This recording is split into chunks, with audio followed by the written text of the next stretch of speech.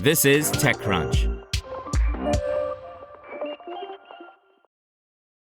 Paragon, an Israeli spyware company that claims to operate as an ethical surveillance vendor, faced scrutiny when earlier this year Italy was caught using Paragon's tools to spy on the phones of two journalists.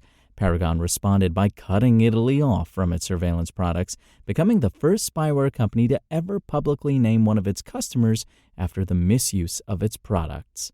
Now, Paragon might face a new ethical dilemma, whether or not it will allow ICE agents to use its spyware. A $2 million one-year contract that Paragon signed in September 2024 with U.S. Immigration and Customs Enforcement, ICE, remains under review and has not yet taken effect, and Paragon has so far not supplied ICE's Homeland Security investigations with its spyware tools, the company told TechCrunch. Since taking office in January, the Trump administration has authorized ICE to carry out large-scale immigration raids across the U.S., leading to the detention of thousands of migrants and numerous U.S. citizens, in part thanks to data stored in federal databases and using technology provided by GovTech giant Palantir.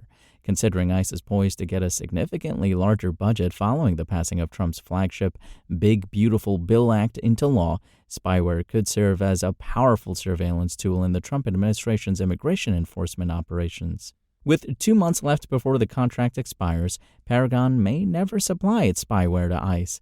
But until the contract runs out on September 29th, the U.S. government could approve it at any moment, forcing Paragon to make a decision about the use of its tools on U.S. soil. Right now, the company doesn't want to talk about this dilemma at all. When asked by TechCrunch, Paragon would not say what it plans to do if the contract passes review or clarify what will happen with its relationship with ICE if the contract goes forward. Paragon's contract with ICE has been on pause since the paperwork was signed. Homeland Security issued a near-immediate stop work order with the goal of reviewing whether the contract complied with a Biden-era executive order. The order restricts U.S. government agencies from using commercial spyware that could, or has been, abused by foreign governments to violate human rights or to target Americans abroad.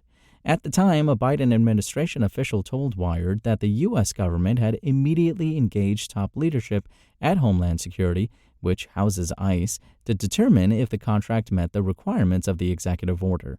9 months on, Paragon's contract with ICE remains in limbo, and officials in the Trump White House did not have an update on its status. Trump administration spokesperson Abigail Jackson referred TechCrunch's questions to Homeland Security and would not comment, when asked, about the Trump administration's position on the Biden-era spyware executive order, which remains in effect. A spokesperson for Homeland Security and ICE did not provide comment when contacted by TechCrunch. Spyware companies have historically been reticent to name their customers in any context, often for fear of reputational damage or risking lucrative government contracts.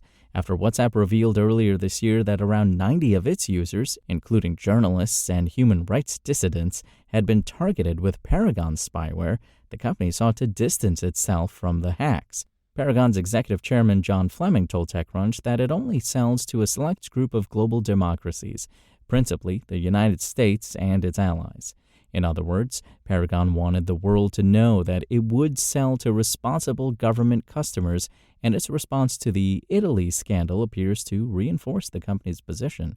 But in calling itself an ethical spyware vendor, Paragon has put the onus on itself to judge who it deals with.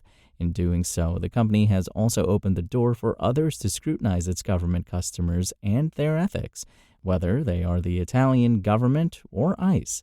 As governments and their leaders change over time, Paragon may face the choice of having to reevaluate who it works with.